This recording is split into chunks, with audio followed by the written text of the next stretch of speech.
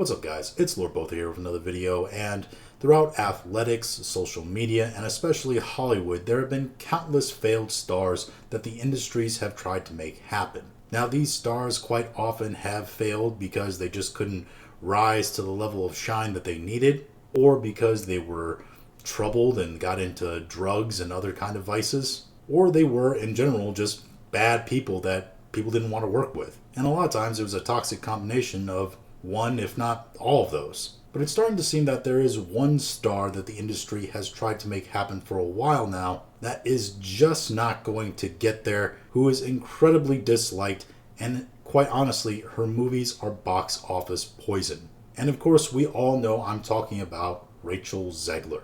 Now, we've already talked about Rachel Zegler a lot, about how nobody really wants the Snow White movie that she's making. The trailers continuously get ratioed over and over and over again. Even the last trailer that just came out, how she's in general just not a likable person because of the way she talks about the characters she plays and her views of the fans or anybody that disagrees with her when it comes to her political opinions. But putting aside all of that, we now have yet another movie that she starred in that has been an absolute failure. Keep in mind, this woman hasn't actually been in that many movies, and they all have been movies that haven't done very well. The two big things that she's known for is West Side Story, where she was plucked out of obscurity from YouTube by Steven Spielberg, which, by the way, was a colossal failure at the box office, and The Hunger Games: Ballad of Songbirds and Snakes, which was somewhere between like a failure to like it made its money back, broke even at the box office.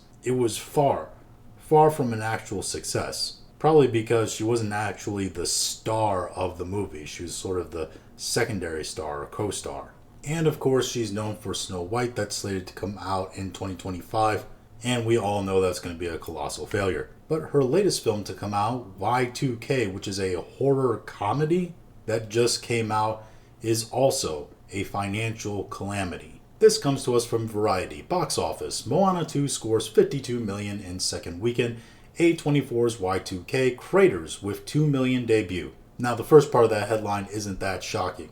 Moana 2 owning the box office in its second weekend during the holiday season when everybody's together with family and focused on family activities and family films.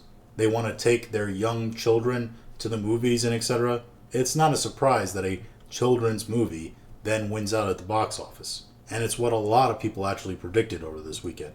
As for Rachel Zegler's horror film, Y2K, the article states this weekend's only major new release, A24's horror comedy Y2K, failed to make a splash against Moana 2 and other Thanksgiving leftovers. The film debuted in 8th place with a disappointing $2.1 million from 2,108 theaters. The film also earned a dismal C- on CinemaScore and a 44% rotten average on Rotten Tomatoes. One other interesting note here is that Christopher Nolan's Interstellar, which is a 10-year-old film, re-released in theaters this weekend and is in the top 5.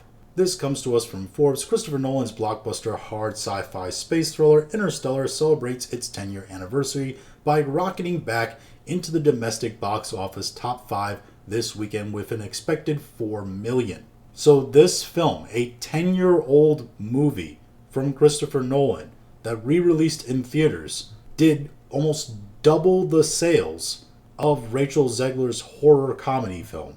Now, yes, I get it. It's a horror comedy film in 2024. Most comedies were never blockbusters to begin with. And there's a whole argument that can be had about Marvel and the destruction of the small budget comedy films in the film industry and what have you. And the fact that these kinds of movies even being made is a good thing, that we're getting kind of back to having these smaller comedy films again. But not when they're starring someone as polarizing and quite honestly unlikable as Rachel Zegler.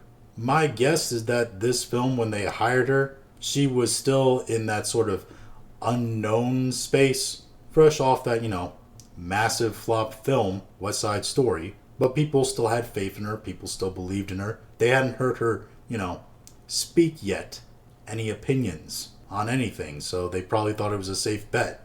have a new young up-and-coming actress in their film. She also probably didn't ask for an arm and a leg when it came to the amount of money they were going to pay her, although she's quite prepared to complain about that on the picket lines. The point is, this movie, just by its nature and who they have starring in it, was always going to be a failure, but because of who they had in it, it's even worse of a failure, I think. Because people just see her name attached to the film and they go, no thanks. Because she's that unlikable. She's box office poison. We know way too much about her. We know way too much about her opinions on everything. And they're very aggressive on everything. And before anybody says, oh, well, this is just sexism because it's a woman. No, it's the same problem people have with Mark Ruffalo now. Or Mark Hamill. People don't like them because we know their opinions about everything and they're kind of detestable. Anyway, it's just further evidence that proves that she's not really meant to be a movie star. She's not really meant for this. She can sing, I can tell you that. She's a great singer, and maybe she's an alright actor too. But if she's going to be this outspoken and this much of an activist about everything, it's just going to turn people off. And you're not going to see any kind of success in this industry. But those are just my thoughts on this. If you have your own thoughts, go ahead and leave them in the comments. If you like this video, go ahead and like, share, and subscribe. If you didn't like this video, appreciate you watching all of it, and we'll talk to you again later.